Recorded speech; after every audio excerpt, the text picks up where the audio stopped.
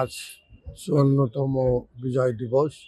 এই উপলক্ষে গাজীপুরের সকল শ্রেণী পেশার মানুষ আজকে শ্রদ্ধা নিবেদন করতে এসেছে এই স্মৃতির স্তম্ভে। আমরা সকাল থেকেই হাজারো লক্ষ মানুষের আনাগোনায় মুখরিত হয়ে গেছে রাজবাড়ির মাঠ। এখানে ১৯৭১ সালে এই মহান মুক্তিযুদ্ধের মধ্যে দিয়ে দেশ যে স্বাধীনতা অর্জন লাভ করেছে, বিজয় লাভ করেছে, তার এই ধারাবাহিকতায় আজকে গাজীপুরের মানুষ এই শ্রদ্ধা নিবেদন করতে এসেছে।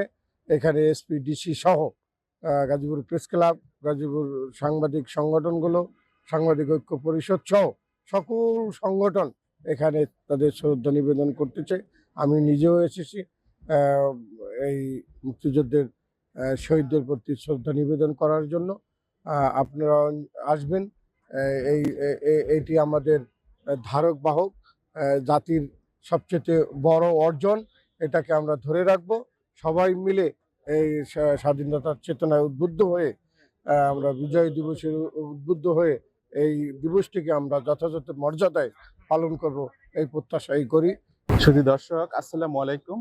আপনাদেরকে প্রথমেই জনতম মহান বিজয় দিবসের শুভেচ্ছা জানাচ্ছি। আপনাদেরকে জানিয়ে রাখি যে ৫৪তম বিজয় দিবস উপলক্ষে গতকাল রাতেই ১২টা ১ মিনিটে বিজয় দিবসের তুপধ্বনির মাধ্যমে বিজয় দিবসের সূচনা করা হয়। এবং আজ সকালে যে সূর্য উদয় লগ্ন থেকে, যে প্রভাত থেকে আজকে গাজীপুরের বিভিন্ন শ্রেণী পেশার মানুষ বীর শহীদদের প্রতি শ্রদ্ধা জানাতে তারা স্মৃতিস্তম্ভে এসেছেন। গাজীপুরের ভাওয়াল রাজবাড়ি মাঠে পাশে যে স্মৃতিস্তম্ভ, শহীদ স্মৃতিস্তম্ভ রয়েছে, সেখানে তারা শ্রদ্ধা জানিয়েছেন।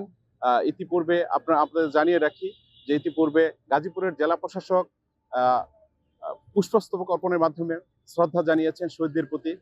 পুষ্পস্তবক অর্পণের মাধ্যমে পুলিশ কমিশনার শ্রদ্ধা জানিয়েছেন। পুষ্পস্তবক অর্পণের মাধ্যমে গাজীপুরের পুলিশ সুপার শহীদদের প্রতি শ্রদ্ধা জানিয়েছেন। পুষ্পস্তবক অর্পণের মাধ্যমে গাজীপুরের প্রেস ক্লাবের সাংবাদিকরা শহীদদের প্রতি শ্রদ্ধা জানিয়েছেন। গাজীপুরের বিভিন্ন সরকারি বেসরকারি প্রতিষ্ঠানের কর্মকর্তা কর্মচারীরা শ্রদ্ধা জানিয়েছেন। গাজীপুরের বিভিন্ন পর্যায়ে শিক্ষা প্রতিষ্ঠানের শিক্ষক, ছাত্রছাত্রীরা। আপনারা দেখছেন যে এই ৫৪তম বিজয় দিবস উপলক্ষে আজকে গাজীপুরের যে ভাওয়াল রাজবাড়ি মাঠ বর্ণিল ভাবে সেজেছে, পতাকা ওড়াচ্ছে। গাজীপুরের ভাওয়াল রাজবাড়ি মাঠে পতাকা উঠছে।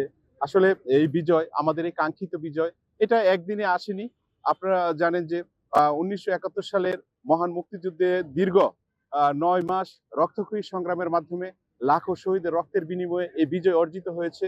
এই ১৬ ডিসেম্বরে পাক হানাদার বাহিনীরা পরাজিত হলে তাদের প্রায় ২ লক্ষ সেনা সদস্য ওই পাক হানাদার বাহিনীদেরকে তাদেরকে আত্মসমর্পণের মধ্য দিয়ে আমাদের এই বিজয় অর্জিত হয়। আজকের এই ১৬ ডিসেম্বর, এই ১৬ ডিসেম্বর আমাদের ঐতিহ্যের ধারক বাহক, আমাদের গৌরবের দিন, আমাদের মাথা উঁচু করে দাঁড়ানোর দিন, আমাদের অস্তিত্ব, আমাদের এটি চেতনা।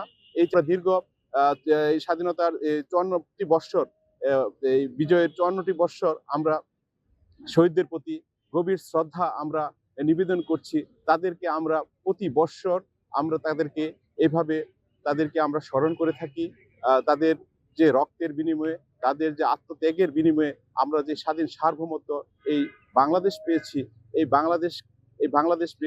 তাদের প্রতি আজকে বাংলাদেশের মানুষ কৃতজ্ঞতা জানিয়ে তাদের প্রতি, তাদের স্মৃতিস্তম্ভে তারা শহীদদের প্রতি তারা শ্রদ্ধা জানিয়েছেন, তাদের জন্য দোয়া করেছেন, তাদের আত্মার মাগফিরাত কামনা করেছেন, তাদের আত্মার শান্তি কামনা করেছেন। প্রিয় দর্শক, আমরা ইতিমধ্যে অনেকের প্রতিক্রিয়া আমরা জেনেছি যে তারা আসলে যে প্রতিক্রিয়া যেটা জানিয়েছেন যে আসলে প্রকৃতপক্ষে যে ১৯৪৭ সালে যে ভারত বিভাগের পর যে পাকিস্তান এবং বাংলাদেশকে এক করে দেওয়া হয়েছিল, তখন থেকে এই বাংলাদেশের উপরে শাসক গোষ্ঠী পাকিস্তানিরা নির্মমভাবে শোষণ নির্যাতন চালিয়েছিল।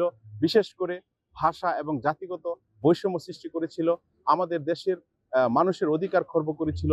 সেখান থেকে আসলে এই যে স্বাধীন হতে হবে, মুক্তি পেতে হবে, সেই মুক্তির সূত্রপাত সেখান থেকে ঘটেছিল। প্রিয় দর্শক, আজকে আমরা আমাদের যে এখানে যারা এসেছেন শহীদদের প্রতি শ্রদ্ধা জানাতে, শহীদদেরকে ফুল দিয়ে তাদের আত্মার শান্তি কামনা করেছেন। তারা জানিয়েছেন যে আসলে তাদের বুকের তাজা রক্তের বিনিময়ে আমরা এই স্বাধীন সার্বভৌমত্ব বাংলাদেশ পেয়েছি। আমরা এই স্বাধীন সার্বভৌমত্ব বাংলাদেশ মর্যাদা দিয়ে, আমরা তাদেরকে সর্বোচ্চ মর্যাদা দিয়ে আমরা তাদের স্মরণ করব এবং তাদের সারা জীবন আমরা তাদেরকে স্মরণ করে যাব। তাদের ত্যাগ কোনোদিনই ভুলার নয়, তাদের মর্যাদা সারা জীবনই অক্ষুণ্ণ থাকবে, এই প্রত্যাশা তারা করেছেন।